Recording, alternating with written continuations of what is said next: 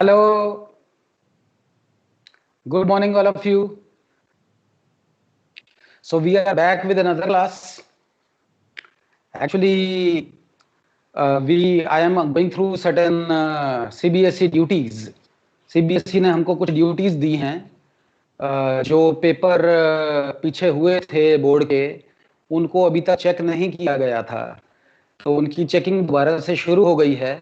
वहाँ पर मेरी ड्यूटी थी कोऑर्डिनेशन में, तो I was busy for a few days. अभी भी मेरा कुछ काम चल रहा है, but I have found time to take a class. तो लास्ट टाइम मैं क्लास नहीं ले पाया था, I am sorry for that, but मैं कोशिश करूंगा कि कुछ रेगुलरिटी अब आगे रहे। हो सकता है कि इक्का दुक्का क्लासेस फिर ना हो पाए, बट ऑल इन ऑल हम अपने कोर्स में आगे प्रोसीड करते रहेंगे। आई एश्योर यू कि मैं जो कुछ भी मिस्ड टाइम होगा उसको किसी ना किसी तरीके से मेकअप करने की कोशिश करूंगा। ओके, तो the topic which we were doing is journal entries. Journal entries मैंने आपको पढ़ानी शुरू की थी। मैंने आपको बताया था कि एक बड़ा ही इंपॉर्टेंट टॉपिक है जो बहुत ही ज़रूरी है from the point of view of class 11th। और मैंने आपको कुछ चीज़ें बताई हैं, अभी तक ये बताया है, कुछ लेक्चर मैंने ले लिए हैं जिसके अंदर मैंने आपको बताया that how to pass the entries for starting a business, for sale, for purchase, for payment received, for payment made, for expenses, for incomes. कई और पॉइंट्स मैंने डिस्कस किए जैसे आउटस्टैंडिंग एक्सपेंसेस, अक्रूड इनकम्स, या इसी तरीके से एडवांसेस। कुछ चीज़ें हमने जीएसटी से रिलेटेड पिछले 2 लेक्चर्स में भी डिस्कस की थी जो बड़ी इंपॉर्टेंट थी। तो आज हम थोड़ा सा आगे बढ़ते हैं। मैं थोड़ा सा आज ब्रीफ लेक्चर दूंगा जिसके अंदर मैं आपको एक पॉइंट के बारे में बताऊंगा, उसमें जितना भी मेरा टाइम लगेगा, but I want go to the other point, and that point is related with discount. मैंने आपको लेक्चर के टाइटल में भी ये चीज लिख कर दी है that today's topic is journal entries with discount. Discount का मतलब आप सब लोग समझते हैं। डिस्काउंट का मतलब होता है एनी काइंड ऑफ रिबेट और of which we are able to get when we purchase goods और व्हेन वी सेल गुड्स। ठीक है ना, जब आप कोई सामान बाजार से खरीदने जाते हैं तो कई बार दुकानदार आपको कुछ ऑफ दे देता है, तो that is called as discount. Similarly अगर आप खुद ट्रेडर हैं या बिजनेसमैन हैं तो आप किसी को सामान बेचेंगे तो आप उसे भी कोई रिबेट या ऑफ दे सकते हैं, तो that would also be called as a discount. उस केस में आप डिस्काउंट दे रहे होंगे, और अगर आप कुछ खरीदेंगे तो आप डिस्काउंट ले रहे होंगे। डिस्काउंट पर आगे बताने से पहले मैं आपको एक बार दोबारा से अपील कर दूं कि आप इस चैनल को, जिसके थ्रू आप मेरा ये लाइव सेशन देख पा रहे हैं, आप इस चैनल को, रिस्ट पुष्ट चैनल को सब्सक्राइब कर रहे हैं। एक बार सब्सक्राइब करने से आप अपनी लाइव क्वेरीज को पूछ पाएंगे। लाइव क्वेरीज से आप इंटरेक्ट करेंगे तो इंटरेक्टिव सेशन होगा जो बिल्कुल एक रियल क्लासरूम की लुक देगा। तो I would like you to ask your questions so that we could give you a prompt reply on it as we do in our real classrooms. रिस्ट पुश channel एक बेसिकली एक medicinal consultancy channel है जहां पर medical consultancy provide की जाती है, but the people associated with the channel are kind enough to give me a space to share my educational lectures with you also. तो आप इसको ज्वाइन करें, आप इसके ऊपर आने वाले और प्रोग्राम्स को भी देखें, आपको हर सिचुएशन में फायदा होगा। In this lockdown it was very difficult to interact, but YouTube ने हमें मदद किया है, रिस्ट पुश ने हमारी मदद की है, और इसके अलावा हमारे स्कूल ने इनिशिएटिव जो लिया ऑनलाइन क्लासेस का। सिमरन कौर मुझे गुड मॉर्निंग कह रही हैं, गुड मॉर्निंग टा। आई एम वेरी अप्रिशिएटिव कि आपने मेरी क्लास को ज्वाइन किया है। जो भी मैं अभी पढ़ाऊंगा आप उसे ध्यान से सुने, और जो भी मैं चीज़ें बताऊंगा उसमें अगर आपको कोई मुश्किल आती है तो आप ज़रूर मुझे क्वेश्चन नोट अप करें, I will try to answer it. ये जो चीज़ें मैं पढ़ा रहा हूँ ये सब in continuation of previous lectures हैं। जैसा मैंने आपको स्टार्टिंग में भी बताया था कि अकाउंट्स जो होता है वो सारा का सारा इंटर रिलेटेड होता है, और इस इंटर रिलेशन की वजह से आप एक लेक्चर को आइसोलेशन में नहीं समझ सकते। कोई आदमी अचानक ही मेरा चैनल स्टार्ट करे, मेरा लेक्चर शुरू करे और अंडरस्टैंड करे कि भी मुझे सारा कुछ समझ में आ जाए, तो ऐसा हो नहीं पाता है। You have to watch the previous lectures, you have to build your basics and then you can actually proceed. तो ऐसी प्रॉब्लम हमें क्लासेस में भी आती है कि जो बच्चे फ्रीक्वेंटली एब्सेंट होते हैं उनको बाद में समझाना बड़ा मुश्किल हो जाता है। खैर, anyway, we will start with our lecture today, our class today. So what I have written on the board, you can see that we are doing journal entries and today's topic is the entries with discount, or I will say the entries with rebate. जो चीज अभी तक मैंने आपको बता दी है, मैंने आपको दो बातें बताई हैं, that discount can be given, हम किसी को डिस्काउंट दे सकते हैं। ये डिस्काउंट हम कब देते हैं? ये डिस्काउंट हम तब देते हैं जब हम किसी प्रोडक्ट की सेल करते हैं। ऐसे डिस्काउंट के लिए एक अकाउंट ओपन किया जाता है, that account is called as the discount allowed account. ठीक है बेटा। सिमिलरली कई बार ऐसा होता है कि हम कोई सामान परचेज करते हैं, जब हम कोई सामान परचेज करते हैं तो दुकानदार हमें डिस्काउंट देता है, and when he gives us discount, such a discount would be called as the discount received account. So you need to understand that there are two different type of discounts. One is discount allowed account, the other one is discount received account. ये जो दोनों accounts होते हैं ना, both are nominal accounts. आप यहां पढ़िए मैंने क्या लिखा है, अगर आपको दिख रहा हो तो I have written that these accounts they are nominal. What is a nominal account? Nominal account is an account which is related with expenses or they are related with incomes. So Vikas sir is also attending my class and he is saying good morning. Vikas sir, good morning. मैंने आपकी class में जाने की कोशिश की थी, आपने मुझे परमिशन नहीं दी। Anyway, I never denied permission to anybody and I welcome everyone. So you are welcome to my class. Thank you so much for joining. And motivate the students also to attend my classes. So discount allowed or discount received, they both are nominal accounts. दोनों nominal accounts होते हैं। When you allow discount, आप किसी को जब discount देते हैं तो क्या होता है? आपका नुकसान होता है, आपका लॉस होता है, इसलिए आमतौर पर इस अकाउंट को डेबिट करते हैं। और जब आप डिस्काउंट रिसीव करते हैं तो आपको कुछ फायदा होता है, और जब आपको फायदा होता है तो आप इसको अपनी इनकम मानते हैं और आप इसको आमतौर पर क्रेडिट करते हैं। So discount allowed is generally debited and discount received is generally credited. ये बात एक छोटी सी टिप के फॉर्म में आपने अपने माइंड में स्टोर कर लेनी है। लेकिन आज मैं आपको थोड़ा सा डिस्काउंट के बारे में डिटेल में बताऊंगा। I will tell you about two different type of discounts. आप देखें बोर्ड पर, तो मैं यहां पर अपने फिंगर रख ली है, and you will see that these are two different names written on the board, and you can see that the first name is trade discount and the other name is cash discount. तो trade discount और cash discount ये दो अलग अलग type के discount होते हैं जो आमतौर पर बिजनेसमैन अपने कस्टमर्स को देते हैं। मैं दोबारा रिपीट करता हूं, that there are two types of discounts which the businessman generally gives to his customers. One is called as trade discount, the other one is called as cash discount. Trade discount जो होता है ये trade को बढ़ाने के लिए होता है, ये सबको दिया जाता है और आमतौर पर ये अपनी सेल को बढ़ाने के लिए दिया जाता है। मैं इस कॉन्सेप्ट को थोड़ा और इलैबोरेटली समझाता हूं। मैं आपको एक एग्जांपल देता हूं। मेरे एक अंकल हैं, उनकी एक फैक्ट्री है दिल्ली में।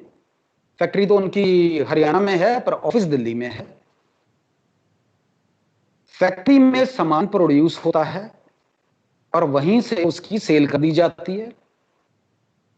हिसाब किताब दिल्ली में रखा जाता है, वहां उन्होंने अपना ऑफिस मेंटेन किया हुआ है।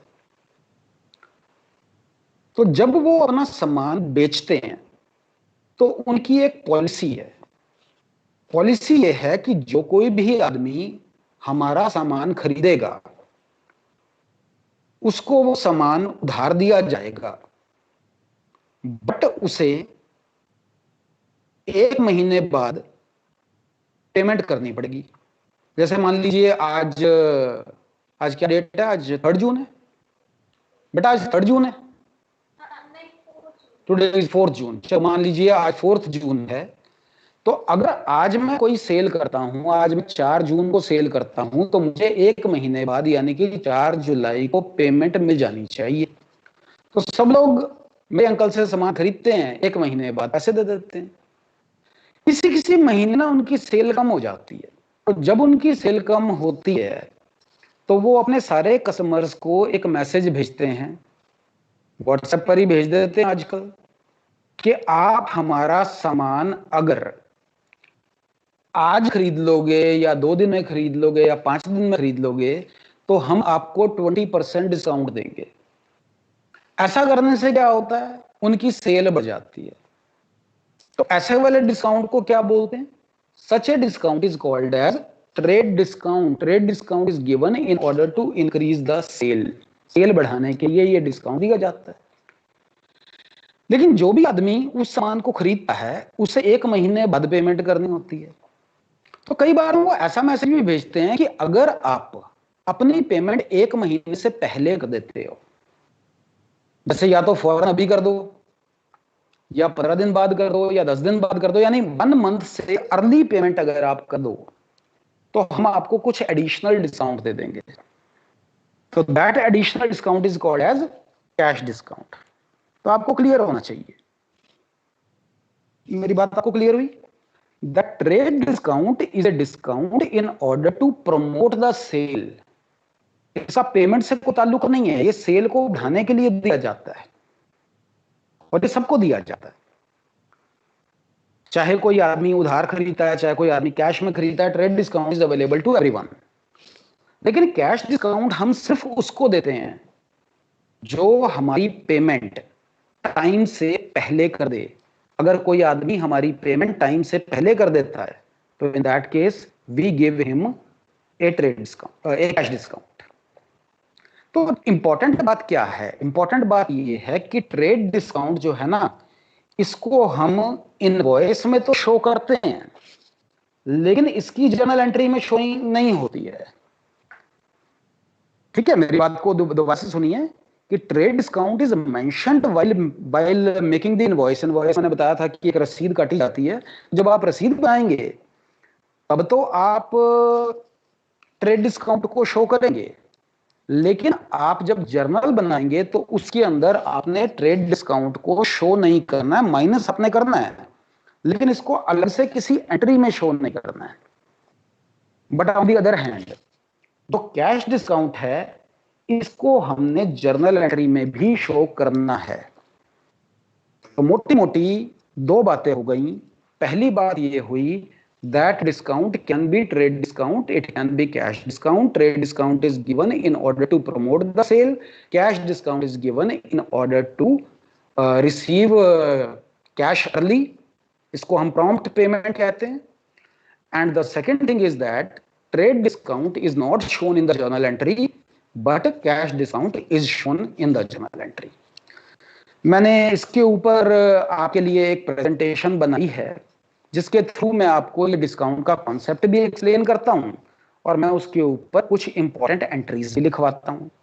मैं एक्सपेक्ट करूंगा कि आप लोग अपनी कॉपीज खोल लें और जो एंट्रीज या जो एग्जांपल्स मैं आपको अभी शो कराऊंगा आप उन एंट्रीज और एग्जांपल्स को अपनी कॉपी में साथ साथ लिखें।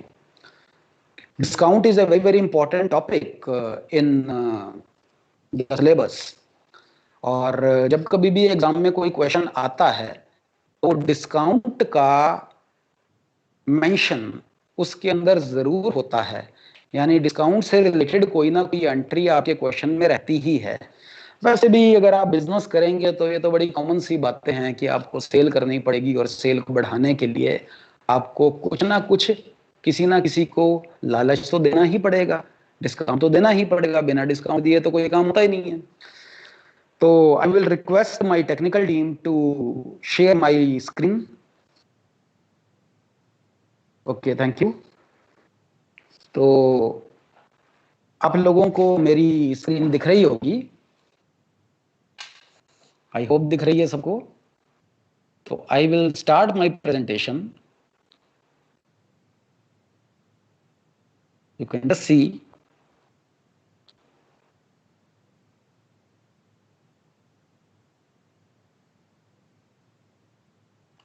This is the topic on your screen. It says journal entries with discount. ठीक है ना? तो आज हम जर्नल एंट्रीज कर रहे हैं विद डिस्काउंट। और मैंने अभी तक आपको बताया है regarding two types of discounts, one is the trade discount and the other one is cash discount. Trade discount और कैश डिस्काउंट पर एक बहुत इंपॉर्टेंट थ्योरी का क्वेश्चन एग्जाम में आता है, ये काफी पॉपुलर क्वेश्चन है। तो मैंने एक स्लाइड बनाई है जिसके ऊपर मैंने ट्रेड डिस्काउंट और कैश डिस्काउंट में क्या डिफरेंस होता है उस डिफरेंस को लिखा है। आप इस स्लाइड का एक स्क्रीनशॉट ले लें। आप चाहें तो इसको किसी और डिवाइस से इसकी फोटो भी ले सकते हैं। मैं सबसे रिक्वेस्ट करता हूं कि क्योंकि मेरे लेक्चर्स YouTube पर होते हैं, तो आप YouTube को अपने स्मार्ट टीवी से कनेक्ट कर सकते हैं, या आपके स्मार्ट टीवी में पहले से ही YouTube का एक ऐप होगा, तो आप वहां पर उसे चला सकते हैं। तो आपको फिर ये टेक्स्ट छोटे छोटे नहीं दिखेंगे, आपको बड़े आराम से एक प्रॉपर वीडियो व्यू होगा। यदि आप ऐसे पढ़ते हैं तो आपको काफी आसानी रहेगी अंडरस्टैंड करने में कि मैं क्या बोल रहा हूं। So I am telling you that trade discount and cash discount, there is a difference. वैसे तो मैंने पहले ही एक्सप्लेन कर दिया है, मैं एक बार दोबारा से रीड आउट कर देता हूं ताकि आपको जल्दी से समझ में आ जाए ट्रेड डिस्काउंट क्या होता है। तो trade discount is a rebate allowed by the seller on purchases made, while cash discount is a rebate allowed if the payment is made before the due date, which is what I call as prompt payment। ठीक है? तो cell को बढ़ाने के लिए अगर कोई discount दिया जाए तो इट इज ट्रेड डिस्काउंट, और अगर पेमेंट को जल्दी रिसीव करने के लिए कोई डिस्काउंट दिया जाए तो इट इज कैश डिस्काउंट। और मैं बोला कि ट्रेड डिस्काउंट को हम सेपरेटली अकाउंट नहीं करते, ट्रेड डिस्काउंट की जर्नल एंट्री हम नहीं करते, लेकिन कैश डिस्काउंट की जर्नल एंट्री हम करते हैं। लेकिन ट्रेड डिस्काउंट को हम इनवॉइस में से माइनस करते हैं, जबकि कैश डिस्काउंट को हम इनवॉइस में से माइनस नहीं करते। ये थोड़ा सा डिफरेंस है, इसको आप नोट डाउन कर लीजिए। और लास्ट में इनका ऑब्जेक्टिव है कि हम ट्रेड डिस्काउंट को अलाउ करते हैं सेल को एनकरेज करने के लिए, जबकि कैश डिस्काउंट अलाउ किया जाता है प्रॉम्प्ट पेमेंट्स को एनकरेज करने के लिए, जल्दी पेमेंट को एनकरेज करने के लिए। तो मैं आपको एंट्रीज करानी शुरू करता हूं। एंट्रीज कराने के लिए मुझे जरा थोड़ा सा मोड शिफ्ट करना पड़ेगा। मैं आपको अपनी स्लाइड पर इतना ही दिखा पाऊंगा, आप देखिएगा। सबसे पहले 2 मिनट के लिए आप ट्रेड डिस्काउंट और कैश डिस्काउंट इस बात को छोड़ दें। अनुराग बासु एक क्वेश्चन पूछ रहे हैं मेरे से, वो कह रहे हैं कि why do we calculate trade discount. देखो बेटा, जो ट्रेड डिस्काउंट होता है तो डिस्काउंट ही, तो पैसे तो कोई देगा नहीं, ठीक है ना? तो बहुत सारे बच्चे मेरे से ये क्वेश्चन पूछते हैं जो अनुराग ने पूछा है। बहुत सारे बच्चे ये क्वेश्चन पूछते हैं कि जब ट्रेड डिस्काउंट की एंट्री ही नहीं करनी है तो कैलकुलेट क्यों करते हैं। बट बेटा, आपको ये याद रखना है कि चाहे आप एंट्री करो या चाहे आप एंट्री ना करो, अगर आपको कोई डिस्काउंट मिल रहा है तो उस डिस्काउंट को टोटल अमाउंट में से माइनस करना जरूरी होगा, क्योंकि पैसे तो नहीं मिलेंगे। आप भी सोचो, अगर आप किसी मार्केट में जाते हैं और किसी दुकान के बाहर आपको ये लिखा हुआ दिख जाए कि 20% डिस्काउंट है, तो क्या आप 20% उस दुकानदार को पे करोगे? आप कभी भी पे नहीं करोगे। अगर 20% डिस्काउंट है तो आप उस डिस्काउंट को जरूर अवेल करोगे, आप उसे कहोगे कि आप जो मुझे सामान बेच रहे हो उसमें से डिस्काउंट को माइनस करो। तो डिस्काउंट का अमाउंट माइनस करना तो कंपलसरी है, बाकी रह गई बात एंट्री में लिखना है या नहीं लिखना है, वो हमारी मर्जी है। इसलिए ट्रेड डिस्काउंट को कैलकुलेट करना जरूरी है, उसे माइनस करना जरूरी है। एंट्री करते टाइम पर उसे नहीं लिखा जाएगा, क्योंकि आमतौर पर जो ट्रेड डिस्काउंट होता है वो पहले ही माइनस हो जाता है, तो उसके लिए अननेसेसरी अकाउंटिंग वर्क नहीं किया जाता है। ठीक है बेटा। तो हमारी पहली एंट्री है cash received 1250 from Raman in full settlement of his account of 1500। तो हमने 1250 रमन से रिसीव किए। अब यहां पर ना एक वर्ड है फुल सेटलमेंट। फुल सेटलमेंट का मतलब है कि किसी रमन पर्सन ने हमें पैसे दे दिए हैं और उसने 1250 दिए हैं, लेकिन उसको देने के कितने चाहिए थे? उसको देने चाहिए थे 1500 रुपए, और बाकी के पैसे अब, ठीक है ना, यहां पर क्या है कि हमें रमन ने कितने पैसे देने थे? रमन ने देने थे 1500। उसने दिए कितने? उसने दिए हैं 1250। 1250 उसने हमें दिए हैं, और ये जो 1250 उसने हमें दिए हैं ये उसने फुल सेटलमेंट में दिए हैं। फुल सेटलमेंट का मतलब है कि उसने हमें 1250 देने के बाद ये कह दिया है कि अब बाकी के पैसे वो हमें नहीं देगा, यानी कि बाकी के जो 250 है वो हमारा लॉस हो गया है। और क्योंकि वो हमारा लॉस हो गया है,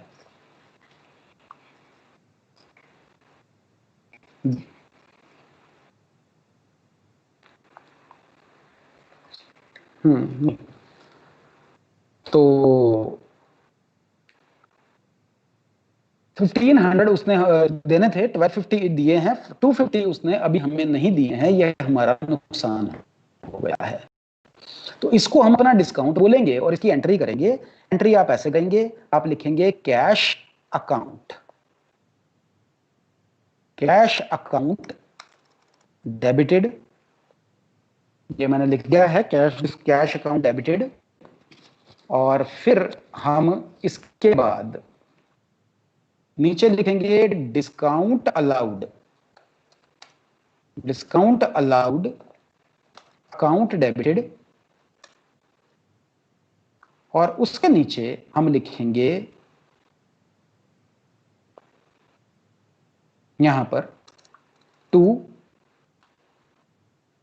Raman, Raman's account cash account debited. इसके आगे आप अपना अमाउंट लिखेंगे 1250। ये आप इसलिए डेबिट कर रहे हो क्योंकि कैश आपके बिजनेस में आ रहा है। डिस्काउंट का 250 आप डेबिट करेंगे क्योंकि डिस्काउंट आपका नुकसान है, डिस्काउंट आपका लॉस है। और रमन को आप क्रेडिट करेंगे क्योंकि रमन एक पर्सनल अकाउंट है और वो एक गिवर है। आप नीचे इसका नरेशन लिख सकते हैं, being cash received from Raman in full settlement.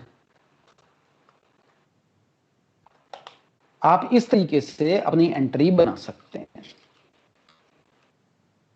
नील खन्ना मुझे गुड मॉर्निंग बोल रहे हैं। गुड मॉर्निंग नील, आप कैसे हो? आई एम हैप्पी कि आप कुछ क्लास में पार्टिसिपेट कर रहे हैं और मुझे किसी किस्म का कोई रिस्पांस दे रहे हैं। I am very happy. Neel Khanna, मैं आपको बता दूं कि हमारे स्कूल के स्टूडेंट नहीं हैं पर मेरी क्लासेस को फॉलो कर रहे हैं।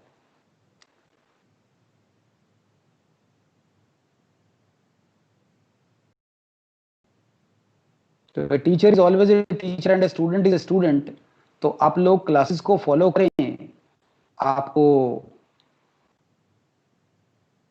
फायदा ही होगा। जो भी क्लास को फॉलो करेगा उसको एडवांटेज ही रहेगा, उसको कुछ चीजें जल्दी से समझ में भी आएंगी।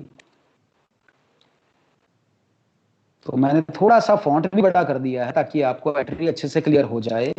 तो ये पहली बात है जो आपको क्लियर होनी चाहिए कि whenever you receive cash in full settlement then the remaining amount is called as discount allowed. और ये जो डिस्काउंट अलाउड होता है ये डिस्काउंट अलाउड हमें डेबिट करना है, इसको हमने डेबिट कर देना है, डिस्काउंट अलाउड अकाउंट डेबिट कर देना है। ठीक है बेटा, ये क्लियर हो गया। इसी तरीके से अब हम अगली एंट्री पर चलते हैं। मैं आपको एक डिफरेंस बताना चाहता हूं। यहां पर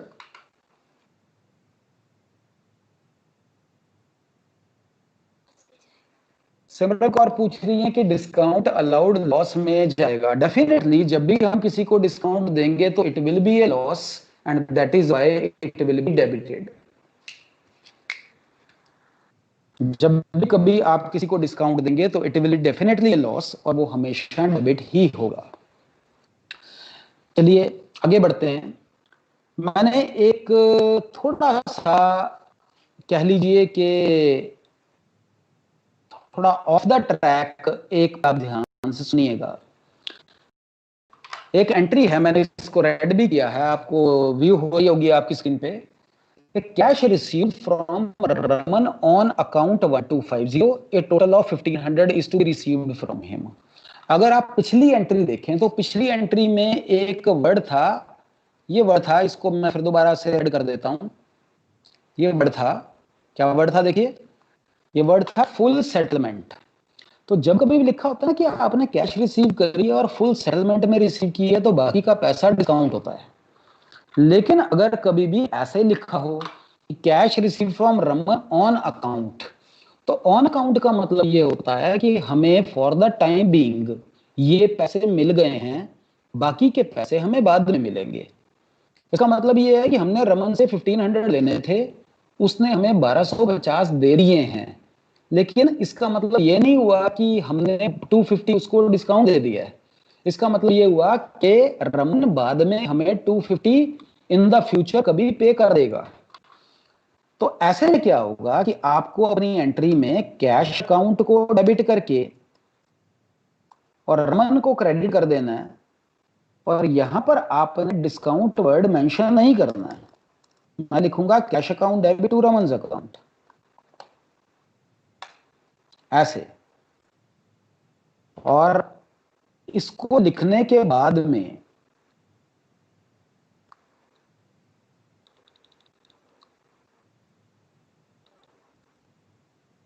ऐसे मैंने इसके अंदर कहीं पर भी डिस्काउंट वर्ड मेंशन नहीं करना है। तो आपने जो चीज याद रखनी है वो ये याद रखनी है कि डिस्काउंट अलाउड आपने डेबिट तो करना है, पर डिस्काउंट अलाउड आपने तब डेबिट करना है जब कभी भी फुल सेटलमेंट ये वर्ड लिखा हुआ होगा। अगर फुल सेटलमेंट नहीं लिखा हुआ तो उस केस में आपने डिस्काउंट को डेबिट नहीं करना है। तो दो वर्ड्स याद रख लीजिएगा, अगर फुल सेटलमेंट लिखा है तो डिस्काउंट डेबिट हो जाएगा, अगर ऑन अकाउंट लिखा है तो डिस्काउंट डेबिट नहीं होगा। उस केस में बाकी के पैसे हमें इन द फ्यूचर कभी ना कभी रमन से रिसीव होंगे। जो इंपॉर्टेंट चीज है, समझने वाली बात है, वो ये है कि जरूरी नहीं है कि ये सब चीजें रिसीव करने के साथ ही हों। यहाँ दोनों एग्जांपल जो मैंने लिए, इन दोनों एग्जांपल्स में हम कैश रिसीव कर रहे थे। अगर आप कैश रिसीव करने की जगह कैश पे कर रहे हैं तो उस केस में डिस्काउंट अलाउड की जगह डिस्काउंट रिसीव्ड अकाउंट आएगा, और डिस्काउंट रिसीव्ड अकाउंट जो होगा वो क्रेडिट होगा। ये बात आपको समझनी पड़ेगी। जरा एक एंट्री और देखो। अब मेरी एंट्री है sold goods to Ramesh ₹50,000 at 20% trade discount and 30% cash discount, payment received. ये बहुत इंपॉर्टेंट एंट्री है कि हमने सामान बेचा है रमेश को, लेकिन उसके ऊपर हमें 20% ट्रेड डिस्काउंट लगाना है और 30% कैश डिस्काउंट लगाना है। ऐसे में क्या होता है कि हमें एक, आप कह लीजिए, एक कैलकुलेशन करनी पड़ती है पहले। तो आपको ना नीचे अपनी एंट्री, अपने क्वेश्चन के पीछे, क्वेश्चन के एंड में कुछ रफ कैलकुलेशंस करनी पड़ेंगी। अकाउंट्स में जो रफ कैलकुलेशंस होती हैं उनको बोलते हैं वर्किंग नोट्स। तो मैं कुछ वर्किंग नोट्स बना रहा हूं, वर्किंग नोट्स हम बना रहे हैं। ये वर्किंग नोट्स आपको अपनी एंट्री के एंड में बनाने पड़ेंगे।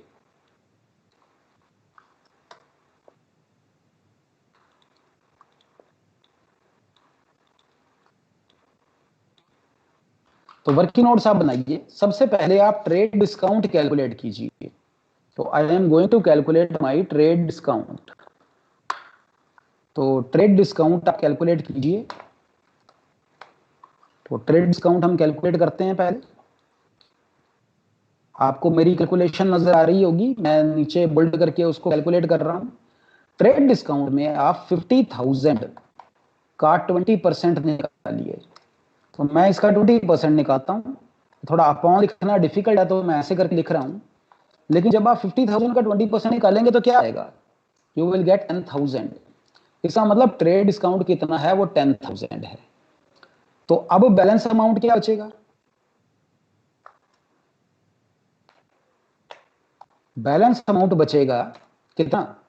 बैलेंस अमाउंट बचेगा 50,000 माइनस 10,000, यानी कि 40,000। इतना अमाउंट बचेगा। अब ये जो 40,000 आया ना, इसके ऊपर आप कैश डिस्काउंट कैलकुलेट कीजिए। इसके ऊपर आप कैश डिस्काउंट कैलकुलेट कीजिए। मैं कैश डिस्काउंट निकाल रहा हूं। Cash discount will be 30%। तो 40,000 जो है, इसका आप 30% निकालिए। ये आप कैलकुलेट करेंगे तो कितना आएगा? It will B 12,000। इसका मतलब क्या हुआ कि इस एंट्री में हमने रमेश को दो टाइप के डिस्काउंट दिए। पहला ट्रेड डिस्काउंट, दूसरा कैश डिस्काउंट। आपने ये याद रखना है कि ट्रेड डिस्काउंट पहले लगाते हैं और उसको माइनस करने के बाद जो आता है उसके ऊपर कैश डिस्काउंट लगाते हैं। और अब बैलेंस क्या आएगा? अब बैलेंस आएगा 28,000। That is 40,000 minus 12,000 which is equal to 28,000। तो ये कैलकुलेशन आपने अपने क्वेश्चन में रफ में अलग से शो करनी है। ये बात आपने ध्यान रखनी है। मैंने इसको थोड़ा सा नीचे कर दिया है, ऊपर मैंने एंट्री भी करनी है।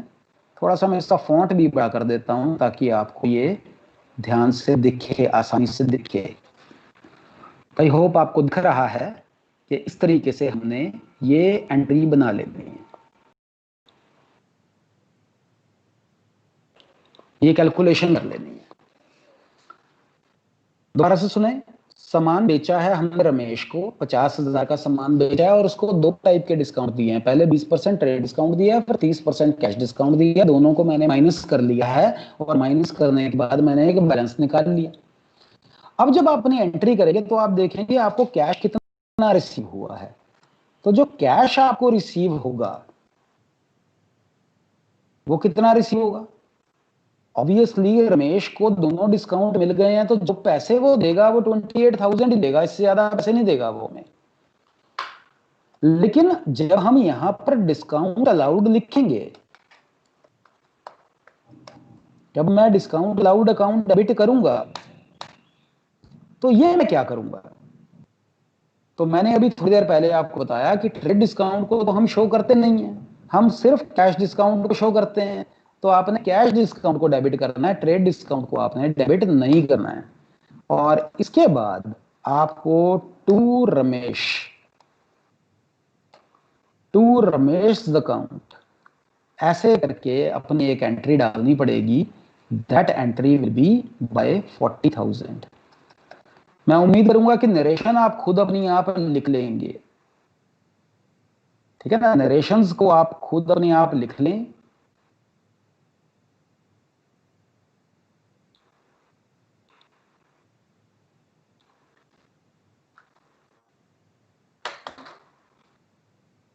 Cash account debited, discount allowed account debited to Ramesh account, ऐसे करके आपकी एंट्री बनी है। मैं इसको और थोड़ा बड़ा कर देता हूं ताकि आपको ये अच्छे से विजिबल हो। आप ध्यान से देखें कि कैसे करके एंट्री बनाई जाती है। और नीचे वर्किंग नोट आपको देना पड़ेगा, नरेशन आप खुद लिख लीजिएगा। ऐसा नहीं है कि सारी एंट्री सेल के साथ ही अटैच हो, कई बार एंट्रीज परचेज के साथ भी अटैच हो सकती हैं। यहाँ पर आप देखें मैंने अगली एंट्री आपके सामने रखी है। Goods purchase from Raj 1 lakh at 20% trade discount and 10% cash discount. मैं फिर से टेक्स्ट बॉक्स ले लेता हूँ, मैं आपको कैलकुलेशन करके बताता हूँ। इस बार गुड्स परचेज किए हैं, 1 लाख के गुड्स हैं, तो पहले आप 1 लाख लिखिए। 1 लाख का आप 20% निकालिए। 20% अगर आप कैलकुलेट करेंगे तो ये कितना बनेगा, 20,000 बन जाएगा।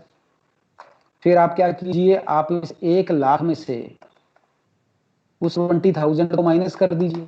माइनस करेंगे तो क्या बचेगा, आपके पास 80,000 बच जाएगा। फिर आप क्या कीजिए, अब आप अपना कैश डिस्काउंट निकालिए। कैश डिस्काउंट निकालने के लिए हम क्या करेंगे, कैश डिस्काउंट निकालने के लिए जो 80,000 आपने निकाला था, इस 80,000 का फर्दर 10% निकालेंगे। अगर मैं इसका 10% निकालता हूं तो वो क्या निकलता है, वो 8,000 निकलेगा। और अब मैं क्या करूंगा, इस 8,000 को भी 80,000 में से माइनस कर दूंगा। तो I will do 80,000 minus 8,000 and that is equal to 72,000।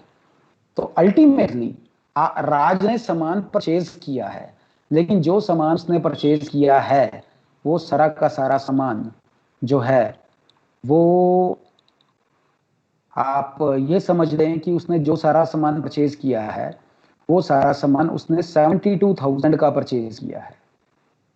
था वो 1 लाख का, पहले उसको 20% ट्रेड डिस्काउंट मिला और फिर उसको उसके ऊपर 10% कैश डिस्काउंट भी मिल गया, पर अब उसने परचेज किया।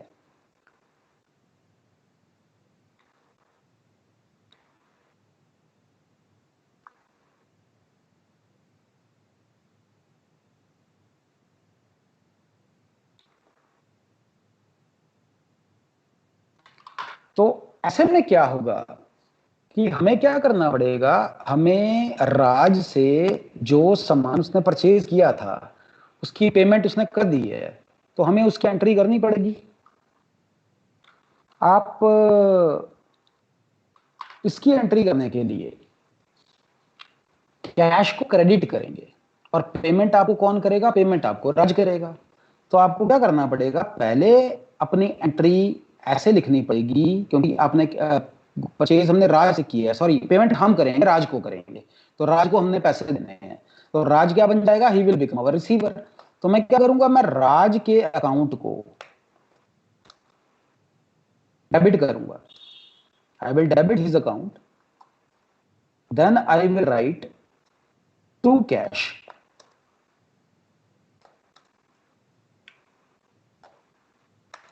और इसके बाद हम क्या करेंगे, I will write to discount received. इस केस में हमें डिस्काउंट रिसीव होगा, इस केस में हमें डिस्काउंट मिलेगा। आप राज को डेबिट कीजिए, आप कैश को क्रेडिट कीजिए और जो डिस्काउंट आपको रिसीव हुआ है वो लिखिए। तो ये जो एंट्री आप करेंगे ना, ये करेंगे बाय 80,000। और कैश जो आप पे करेंगे, you will make the cash payment by 72,000। और इसके अलावा आपको 8,000 का जो डिस्काउंट है वो लिखना पड़ेगा। एक और बात जो मुझे शायद स्टार्टिंग में बता देनी चाहिए थी, मैंने आपको बताई नहीं, वो ये है कि ये जो मैं आपको एंट्री बता रहा हूँ ना, ये एंट्री आपको उस टाइम की बता रहा हूँ जिस टाइम पर पेमेंट रिसीव होगी या पेमेंट होगी, यानी when you make the payment और when you receive the payment. इससे पहले आपको सेल की और परचेज की एंट्री भी करनी पड़ेगी। जब आप एक सचमुच का क्वेश्चन सॉल्व करेंगे तो पेमेंट बाद में होती है, पहले सेल और परचेज भी होती है। इससे पहले आपको एक सेल की एंट्री भी, परचेज की एंट्री करनी पड़ेगी इस क्वेश्चन में या इस केस में, और एक परचेज की, सेल की एंट्री करनी पड़ेगी प्रीवियस वाली एंट्री में। वो आपको करनी पड़ सकती है। वो जब मैं आपको एक पूरा क्वेश्चन करवाऊंगा उस समय मैं आपको उसके बारे में बताऊंगा। तो ऐसे करके हम सेल की, परचेज की एंट्रीज के बाद इनकी पेमेंट देने की और पेमेंट लेने की एंट्रीज कर सकते हैं। मैंने एक और छोटा सा केस लिखा है। यहाँ पर we are selling goods to Ramesh ₹50,000 at 20% rate discount and 30% cash discount, लेकिन आगे लिखा है half the payment is received, यानी कि सारा का सारा पैसा नहीं मिला, यहां पर आपको सिर्फ आधा ही पैसा मिला। तो when you receive only A part of the amount, तो सबसे बड़ा जो पॉइंट बनता है वो कई बच्चों को समझ भी आ जाता है बड़े आसानी से। पॉइंट ये बनता है कि जो सामान हमने बेचा है रमेश को, उसमें से क्योंकि उसने आधे पैसे ही पे किए हैं, तो क्योंकि उसने आधे पैसे ही पे किए हैं, तो जो कैश डिस्काउंट उसको मिलेगा वो हाफ अमाउंट पर तो मिलेगा। कैश डिस्काउंट तो बेटा हम इसलिए देते हैं ना कि कोई आदमी हमें जल्दी पैसे पे कर दे। तो अगर किसी आदमी ने हमें सारे पैसे पे ही नहीं किए, उसने हमें सिर्फ आधे ही पैसे पे किए, तो ऐसे में क्या होगा, आप उसको भी जो डिस्काउंट दोगे वो आधे ही पैसे पर दोगे। तो इसलिए थोड़ा कैलकुलेशन में डिफरेंस आएगा। अब यहां पर टोटल अमाउंट कितना है? टोटल अमाउंट जो है वो तो है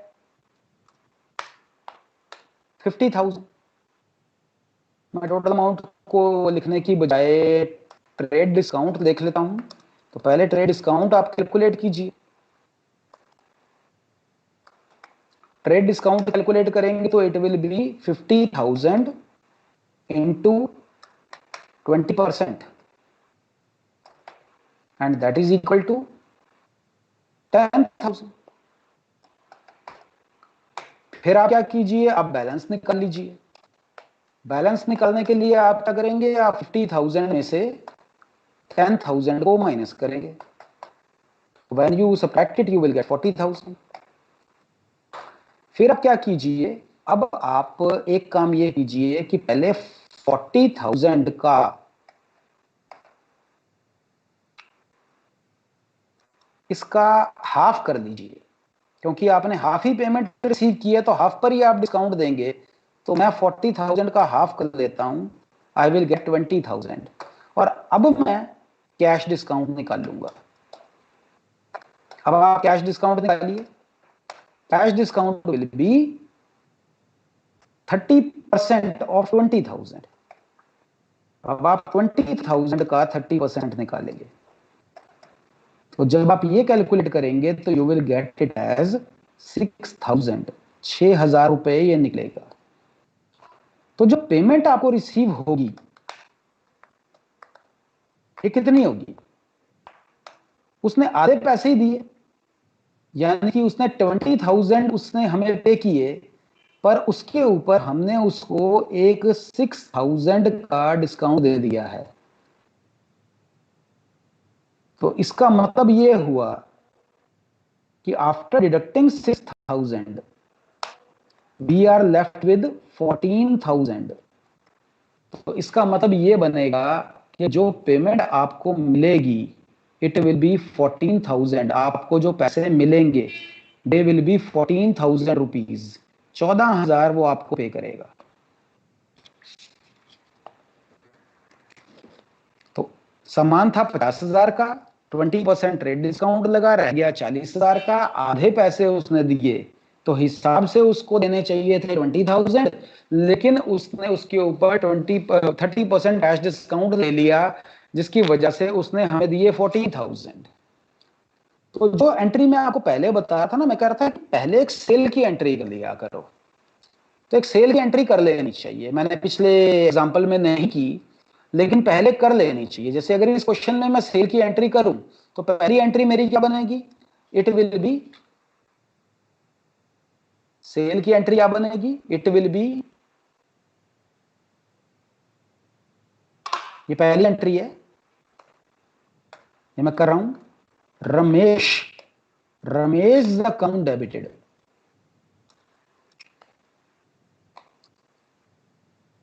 टू सेल्स अकाउंट,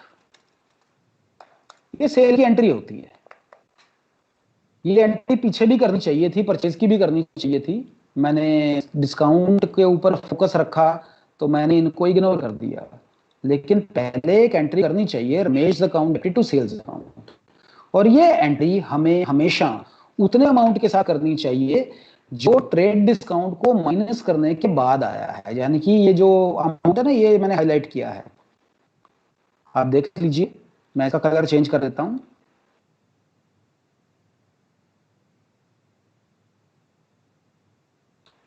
ये जो 40,000 अमाउंट है, इस अमाउंट के साथ आपको ये एंट्री पहले स्टार्टिंग में पास करनी चाहिए। तो मैं 40,000 के साथ ये एंट्री करूंगा। ये मेरी एंट्री स्टार्टिंग में होगी। ये मुझे पीछे भी करनी चाहिए थी, मैंने डिस्काउंट पर फोकस करने के चक्कर में उसको उस समय इग्नोर किया था, पर अब मैं उसको आपको बता रहा हूं कि आपको करनी चाहिए। तो ये एंट्री आपने कर दी और इसके बाद आपको पेमेंट मिलेगी, और जब आपको पेमेंट मिलेगी तो उस केस में आपको अपनी अगली एंट्री करनी है।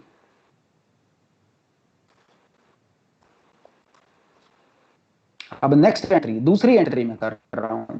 दूसरी एंट्री में आपको पेमेंट रिसीव हुई है। कितनी रिसीव हुई है? आपको कैश रिसीव हुई है ऐसे, और आपने डिस्काउंट भी अलाउ किया है।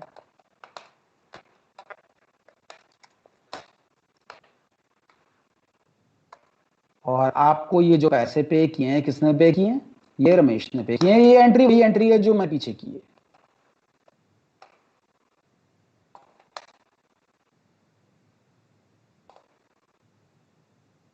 तो cash account debited, discount allowed account debited to Ramesh account, ये एंट्री आप कर लीजिएगा। इस एंट्री को आप करेंगे 14,000 के साथ, क्योंकि उसने जो पैसे आपको दिए हैं वो सिर्फ 14,000 दिए हैं, और आप डिस्काउंट में 6,000 लिखेंगे, क्योंकि हमने सिर्फ कैश डिस्काउंट ही लिखना होता है। और इन दोनों को जब आप टोटल करेंगे तो वो टोटल आपका 20,000 बनेगा। मैं उम्मीद कर रहा हूं कि नरेशन आप अपने आप लिख लेंगे, तो इस तरीके से ये एंट्री बन करके सामने आएगी। ठीक है बेटा, तो ये एंट्रीज मैंने आपको बताई। मैं टेक्निकल टीम से रिक्वेस्ट करूंगा कि मेरे को,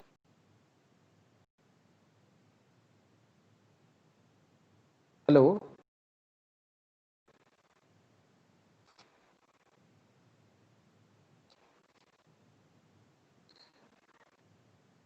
हेलो, मैं टेक्निकल टीम से रिक्वेस्ट करूंगा कि मुझे ऑन बोर्ड ले लें।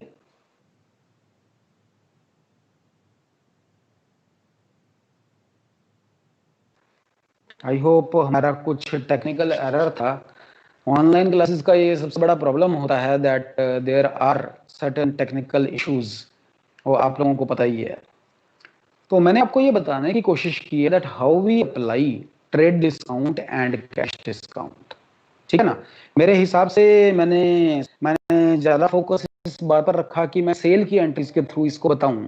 मैंने परचेज की एक ही एंट्री ली, बाकी नहीं ली है।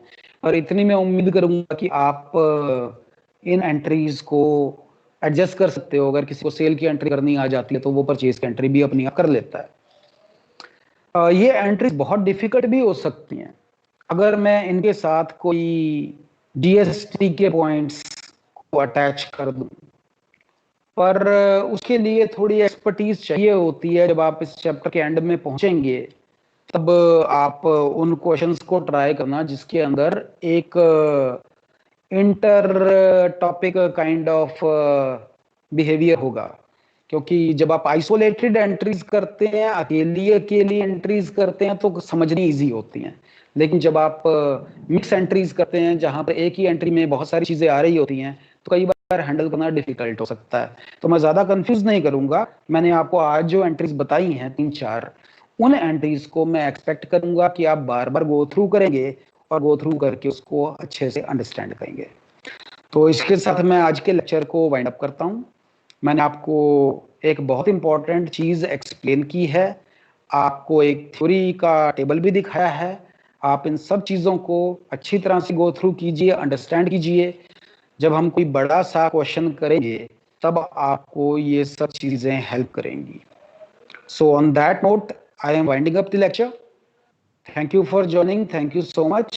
जाते हुए मैं आपसे एक बार दोबारा अपील करूंगा कि आप हमारे चैनल को सब्सक्राइब करें। हमारे चैनल की सब्सक्रिप्शन काफी बढ़ रही है। जब मैंने इस चैनल पे ज्वाइन किया था तो तकरीबन 3,000 सब्सक्राइबर्स थे। आज सब्सक्राइबर्स 4,000 4,000 से भी ज़्यादा, काफ़ी ज़्यादा हो गए हैं। तो the popularity is increasing and I expect you people to increase it even more. तो आप को जो मैंने आज पढ़ाया है आपको समझ आया होगा। अगर आपको नहीं आया तो आप लेक्चर को दोबारा व्यू कीजिए। आपको कोई प्रॉब्लम होती है तो आप मुझे मैसेज कीजिए, मैं आपकी प्रॉब्लम को सॉल्व करने की कोशिश करूंगा। So it's good bye time, because the we are coming to the end of the class. I will see you day after tomorrow, and till then, stay safe and stay indoors. Thank you so much.